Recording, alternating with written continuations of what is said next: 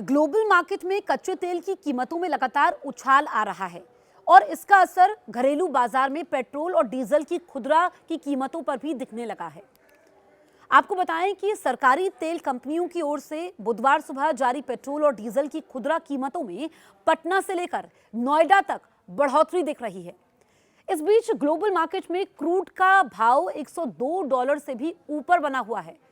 लिहाजा अगर आप अपनी गाड़ी की टंकी फुल करवाने जा रहे हैं तो पहले अपने शहर का ताजा रेट जरूर चेक कर लीजिए। सरकारी तेल कंपनियों के अनुसार गाजियाबाद में पेट्रोल 19 पैसे महंगा होकर ₹94.89 प्रति लीटर हो गया है। डीजल 22 पैसे चढ़कर ₹88.03 प्रति लीटर पहुंच गया है। नोएडा में भी पेट्रोल 16 पैसे महंगा होकर ₹94.90 प्रति लीटर पहुंच गया है। डीजल की अगर हम बात करें तो 20 पैसे महंगा होकर ₹88.01 प्रति लीटर बिक रहा है। बिहार की राजधानी पटना में पेट्रोल 11 पैसे महंगा होकर ₹105.34 प्रति लीटर हो गया है। डीजल 11 पैसे बढ़त के साथ ₹91.60 प्रति लीटर बिक रहा है।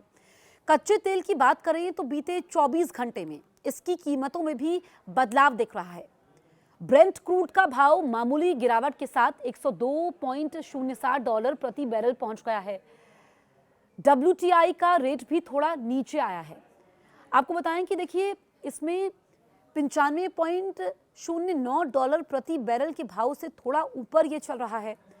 चारों महानगरों में पेट्रोल डीजल के दाम क्या है ये आपको हम बता रहे हैं। दिल्ली में जैसा कि हमने बताया कि पेट्रोल ₹94.72 प्रति लीटर, डीजल ₹87.62 प्रति लीटर है।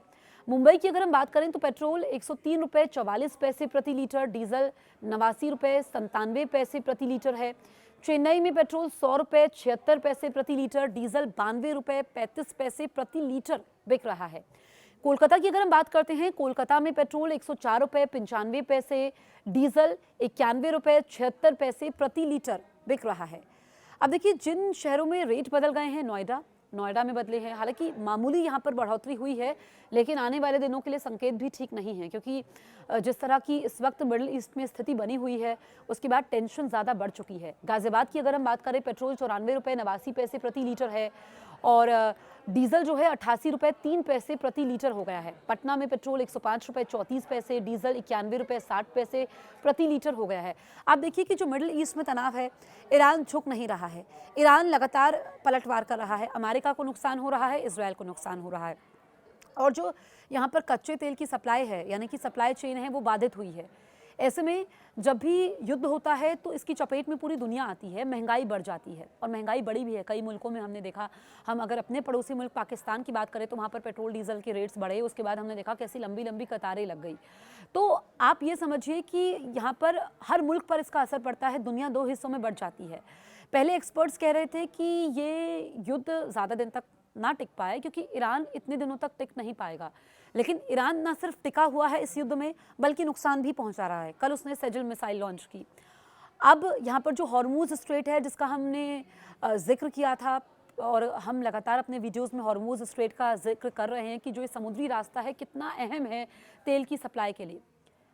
ऐसे में इसको लेकर के इस पर ईरान कह रहा है कि हम किसी को भी इस पर आने नहीं देंगे, लेकिन अमेरिका ने इसको लेकर के रणनीति भी बनाई है।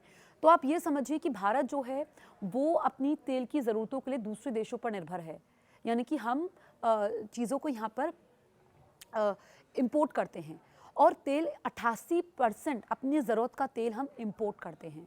तो हम इस पर हमने दूसरे रास्ते तलाशे हैं और जैसा कि सरकार ने भी कहा कि दिक्कत आम लोगों को नहीं होगी। अगर हम देखें गैस सिलेंडर की बात करें तो वो लोगों को मिल रहा है कि लोगों को अफवाहों पर ध्यान नहीं देना है, जमाखोरी नहीं करनी है। हम पेट्रोल डीजल की बात करें तो उस पर भी यहाँ पर लोगों को दिक्कत नहीं हो रही है। हालांकि जो ये बढ़ोतरी हुई है ये पैसों में हुई है, पर जब आप टंकी फुल करवाते हैं तो इसका असर आपको पड़ेगा। ऐसे में आने वाले दिनों में क्या होगा कुछ भी प्रिडिक्ट करना जल्दबाजी होगी। एक्सपर्ट्स कह रहे हैं कि लगातार नज़र बनी हुई है कि ईरान क्या करता है और अमेरिका और इजरायल का अगला कदम क्या होता है और कितने दिनों तक ये युद्ध चलता है। आप इस बारे में क्या सोचते हैं, हमें कमेंट करके ज़रूर बताएं।